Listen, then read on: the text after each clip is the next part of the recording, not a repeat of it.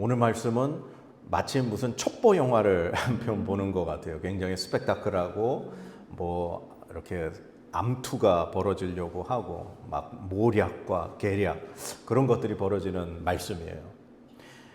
예수님 당시에 이 유대 지역은 로마의 통치를 받았죠. 그래서 로마가 이 유대를 다스리고 웬만한 큰 반란이 일어날까 봐 늘 군대를 주둔시켰어요. 그래서 제가 지난번에도 설명했지만 예루살렘 성전, 그 성전 이 북서쪽 코너에 안토니아 요새라는 이 로마 군들이 감시하는 그 성이 있었어요. 그곳을 오늘 성경에는 이제 영내라고 표시하는 거예요. 근데 이제 바울이 공회원들 앞에서 어떤 이 신문을 받기 위해서 공회 앞에 서게 됐어요. 이 공회라고 하는 건 이 이스라엘 사람들, 유대인들의 최고 어떤 종교 기구예요. 사내들인 공회라고 하는데 그곳에서 웬만한 어떤 결정이 다 이루어지는 거예요. 근데 그곳에 서서 오늘 바울이 이제 신문을 봤는데 바울이 자기가 아무 죄가 없고 자기는 바리새인이기 때문에 자기가 지금 주장하는 것은 부활에 대한 것일 뿐이다 라고 고백을 해요. 근데 이 바울이 아주 지혜로운 게 바울이 그렇게 이야기한 이유가 있는 거예요. 그 사내들인 공회원들의 구성이 바리새인도 있고 사두개인도 있고 이게 절반쯤 그렇게 있다는 거예요. 예수님 당시에 이 유대교의 큰 두 기둥이 바리새파, 사두개파예요. 이 바리새파는 어떤 거냐 하면 모세오경의 율법, 그 다음에 대대로 내려오는 장로들의 유전, 그리고 하나님 구약의 말씀을 모두 다 그렇게 지키려고 애쓰는 율법주의자들이죠. 그런데 이 바리새파 사람들은 백성들에게 많이 인정받고 그렇게 퍼져 있는, 그리고 존경받고 말씀을 가르침 받는 그런 사람들이에요. 근데 사두개파 사람들은 어떤 사람들이냐? 구약 성경에 모세오경만 율법으로 인정하는 거예요. 그러니까 장로들을 통해서 내려오는 관습, 구전 그런 건 인정 안 해요. 그리고 사두개인들은 천사, 영, 부활, 어떤 영적인 그런 걸 안 믿어요. 오늘 성경에도 보면 이렇게 돼 있어요. 8절에 보면 이렇게 돼 있죠. 이는 사두개인은 부활도 없고 천사도 없고 영도 없다 하고 바리새인은 다 있다 함이라. 그러니까 신학적인 면에서 다른 거예요. 바리새인들은 이런 것들을 다 인정하고 믿는 반면에 사두개인은 그걸 믿지 않는 거예요. 오직 모세오경의 율법만이 하나님의 참된 말씀이고 율법으로 인정해요. 그리고 또 하나 중요한 사실은 사두개파 사람들은 대제사장, 장로들, 즉 귀족들, 유대인들의 높은 이 하이 포지션 사람들하고만 관련이 있어요. 그래서 이 사두개인들은 로마 정부하고도 굉장히 친로마 성향의 사람들인 거예요. 그래서 이 사내들인 공회에 이 바리새파와 사두개파 두 종류의 사람들이 있음을 알고 바울이 아주 영리하게 얘기한 거예요. 여러분, 나는 바리새파 사람이고 바리새파의 아들입니다. 내가 지금 이렇게 붙잡혀서 지금 이렇게 재판받는 건 내가 죽은 자의 부활에 대한 이야기를 말했기 때문입니다. 예수님 부활 얘기한 거잖아요. 그러니까 사람들이 이제 자기들끼리 싸움이 난 거예요. 바리새파는 야, 그래? 만약에 진짜 천사가 하나님의 사자가 바울에게 말한 걸 우리가 방해하는 거면 안 되는데? 그러면서 바울은 아무 잘못이 없는 것 같다고 막 자기들이 인정을 하는 거예요. 그런데 사두개파 사람들은 말도 안 된다. 저거는 지금 하나님의 말씀을 모독하는 아주 그냥 율법을 무시하는 죄인이다. 그러면서 자기들끼리 막 싸움이 났어요. 그러면서 지금 바울이 어려움 당할 것 같으니까 이 로마 군인들 천부장이 또 그것을 지켜보다가 바울을 데리고 영내로 다시 데려간 거죠. 그 요새도 다시 데리고 들어간 거예요. 이 오늘 예루살렘 공회 안에서 바울이 누구를 통해 어떻게 보면은 지금 도움을 받고 있느냐? 바리새파 사람들을 통해서 도움을 받고 있다는 거예요. 이미 그 전에 지금 붙잡혀 오기 전에 이 바울이 그 영내 계단에서 그 성전 안에 모인 모든 유대인들을 향해서 자기가 어떻게 예수님을 만났고 자기가 지금 뭔 얘기를 하고 있는가 고백했을 때 유대인들이 막 들고 일어났잖아요. 이방인을 향한 자기가 이 복음 전도자라는 그 사실 때문에. 그런데 지금 오늘 공회, 이거는 이제 딱 정해져 있는 소수의 아주 종교 지도자들 틈에서 이야기하면서 자기가 그 가운데서 바리새파 사람이기 때문에 바리새파 사람들을 통해서 도움을 받고 있는 모습이 오늘 성경에 보여주고 있다는 거예요. 자, 그렇게 해서 지금 바울은 지금 다시 로마 군인들 그 성 안으로 들어갔어요. 그런데 지금 이제 12절에 이런 문제가 또 있어요. 12절 한번 같이 읽어볼까요? 12절 13절 시작. 나리샘에 유대인들이 당을 지어 맹세하되 바울을 죽이기 전에는 먹지도 아니하고 마시지도 아니하겠다 하고 이같이 동맹한 자가 40여 명이더라. 아멘. 와.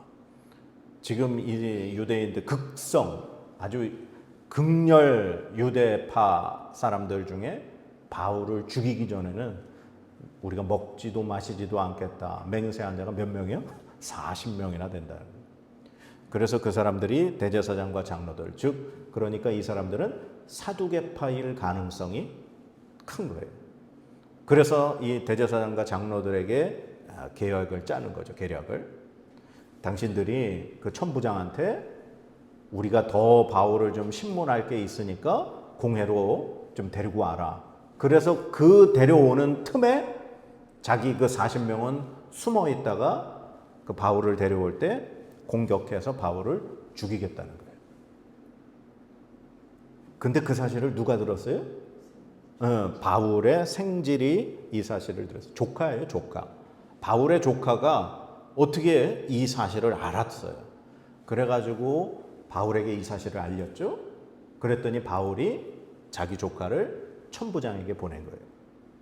그랬더니 이 조카가 모든 지금 계략을, 바울을 죽이려는 계략을 천부장에게 알려줬더니 천부장이 이번에는 어떻게 하느냐. 바울을 그 밤에 백부장 2명과 군인들을 붙여서 가이사랴로 보내버리는 거예요.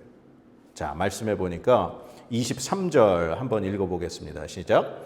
백부장 둘을 불러 이르되 밤 제3시에 가이사랴까지 갈 보병 200명과 기병 70명과 창병 200명을 준비하라 하고. 아멘. 와, 바울 한 명을 보호하기 위해서 칼든 보병 200명, 그 다음에 말탄 기병 70명, 그 다음에 긴 창을 든 창병 200명을 지금 바울을 가이사랴까지 보내면서 호위하는 군대로 보낸 거예요. 로마, 당시에 로마가 세계를 제패할 수 있었던 것이 군대 때문이었어요. 그런데 그 군대, 로마 군대의 최정예 병들 약 500명 가까이가 바울 한 사람을 보호하기 위해서 가는 거예요. 야, 그렇게 해서 가이사랴로 보냈어요. 가이사랴는 어떤 데냐면 이제 해변이에요. 지중해 해변에 로마에서 그 유대 지역과 북쪽의 시리아 지역을 총 관리하기 위해서 이 총독, 로마에서 굉장히 높은 사람이에요. 이 지역 전체를 관리하는 총독과 또 이 유대의 왕, 이 헤롯 아그리파 왕이 머무는 궁전이 있는 곳이 가이사랴예요. 그래서 총독에게 보내려고. 이거는 지금 천부장 이 선에서 해결할 수 있는 문제가 아니라는 거예요. 그래서 바울을 군인들의 보호를 받아 총독이 있는 가이사랴로 보낸 거예요. 그리고 이 바울을 고발하는 그 사내들인 공회원들도 그러면 니네 이 총독에게 가서 니네가 직접 고발을 해라 하고서 그들도 이제 보낸다는 거죠. 그렇게 해서 편지까지 써서 바울을 가이사랴로 보냈어요. 그러니까 지금 바울은 또 누구를 통해 도움을 받았어요? 바울의 조카를 통해서 도움받았어요.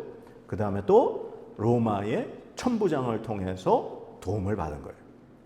그렇게 해서 천부장에게, 총독에게 갔더니 총독이 천부장에 쓴 편지를 읽어보니까 이 사람은 뭐 죽일 만한 범죄자가 아니라 알고 봤더니 자기들 유대인들 율법에 관한 문제뿐이더라.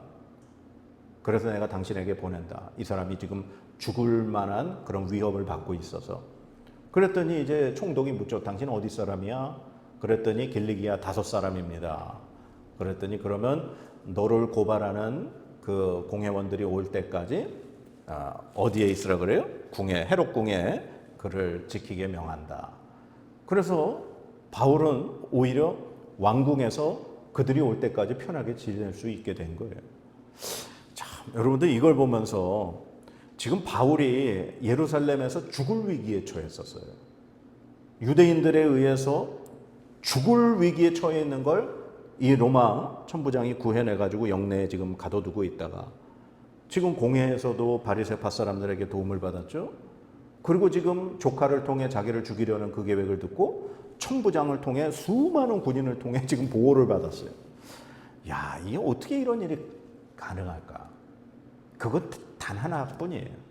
그게 뭐냐? 오늘 예수님의 말씀이 하나 딱 등장하는데 11절 말씀. 자, 11절 말씀 한번 읽어보겠습니다. 11절 시작. 그날 밤에 주께서 바울 곁에 서서 이르시되 담대하라. 네가 예루살렘에서 나의 일을 증언한 것 같이 로마에서도 증언하여야 하리라 하시니라. 아멘. 바울이 그 공회 사건 이후에 영내에 있을 때 주님이 나타나셨어요. 주님이 바울 곁에 서서 곁에 서셨다. 굉장히 예수님이 바울에 가까이 계셨다는 거예요. 바울을 굉장히 위로하신다는 말이에요. 바울 곁에 서서 담대해라. 네가 예루살렘에서 내 증인이 된 것처럼 너는 로마에서도 내 증인이 돼야 된다. 그러니까 바울에게는 사명이 있던 거죠. 로마에 가서 복음을 전해야 될 사명. 그러니까 바울이 오늘 이 예루살렘 안에서 이 수많은 도움을 받을 수밖에 없었던 것은 주님의 일을 하는 지금 사역을 하는 중이기 때문에 그렇다는 거예요. 자, 그러면 이래요. 가만 생각해 보면 바울은 지금 예수님 복음 전거하는 것 때문에 이런 도움을 받았다고 생각을 해요. 그러면 우리들은 어떻게 주님의 도움을 받을 수 있을까? 지금 바리새파 사람들, 또 생질, 그 다음에 천부장, 이 모든 사람들의 도움은 어떻게 보면 주님께서 돕게 하신 건데 우리는 예수 그리스도의 복음 전하는 게 아니라 우리는 직장 다니잖아요. 우리 일하잖아요. 우리는 주님의 일을 감당하는 사람은 아닌 것 같다라는 생각이 들어요. 그러면 뭐 복음 전하는, 설교하는 목사만 도움받는 건가요? 그렇진 않겠죠? 그래서 저는 이 말씀은 우리에게 어떻게 적용을 하는가가 굉장히 중요한 것 같아요. 이게 무슨 말이냐? 목사는 하나님의 말씀을 통해 성도들에게, 여러분들에게 원칙을 가르쳐 주는 거예요. 원리를. 하나님의 말씀은 진리죠. 그래서 하나님의 말씀을 통해 진리를, 원칙을 가르쳐 드리는 거예요. 그러면 그 원칙이, 원리가 나에게 들어와서 내 삶에서 어떻게 적용되는가는 내 몫이라는 거예요. 이해가 되세요? 네. 하나님의 말씀이 원칙이에요. 원리예요. 그래서 그 법칙을 말씀을 통해 듣고 그것을 가만히 묵상하고 생각하면서 이걸 내 삶에 어떻게 적용을 시킬 수 있을까? 그게 바로 우리가 해야 될 일이라는 거예요. 그런데 많은 분들이 설교 시간에 하나님의 말씀, 원리를 들어요. 그런데 거기서 끝나요. 그러니까 내 삶에서 하나님의 말씀의 능력이 나타나지 않는 거예요. 하나님의 말씀이 내 삶에 들어와서 그것이 그대로 적용이 돼서 내 삶에 이루어져야 하나님께서 오늘 이 바울을 돕는 손길을 보내주신 것처럼 우리의 삶에도 하나님의 도움의 능력이 나타나야 되는데 그러지 못하는 건 우리가 이 말씀을 제대로 적용하지 못하기 때문이라는 거예요. 그래서 저는 목사가 알고 있는 분야는 성경 하나뿐이에요. 그런데 말씀을 듣는 모든 성도님들은 삶의 환경이 다 다르잖아요. 분야가 다르고 나이가 다르고 처해 있는 환경이 다르고 모든 것이 다르잖아요. 그래서 이 말씀을 가지고 내 삶에 내가 지금 처해 있는 환경에서 내가 이걸 가지고 어떻게 주님의 도움을 받을 수 있을까 고민하는 거예요. 그리고 생각하는 거예요. 그리고 기도하는 거예요.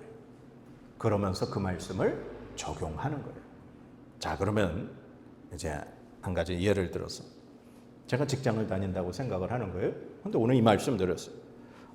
주의 복음을 증거하는 바울이 그 상황에서 바리새인들 또 이 천부장에게 조카에게 도움을 받아 그가 목숨을 건져서 지금 총독에게까지 그렇게 엄청난 호의를 받으면서 간 이러한 일이 내 삶에도 좀 일어나고 싶다는 거예요. 그러면 나는 내가 지금 직장을 다니는데 이걸 어떻게 해야 될까? 바로 바울에게는 주님께서 주신 사명이 복음 전하는 거였죠. 하나님은 여러분 각자에게 사명을 주셨다는 거예요. 그러면 내가 지금 하고 있는 일이 주님이 주신 사명으로 주님께서 나에게 맡겨주신 달란트라고 생각을 하고 우리가 그 일을 한다는 거예요. 내가 사람을 만날 때, 손님을 대할 때, 내가 학부모를 대할 때, 내가 맡고 있는 어떤 환자를 대할 때 그분이 주님께서 나에게 맡겨주신 사람이다 생각을 하는 거예요.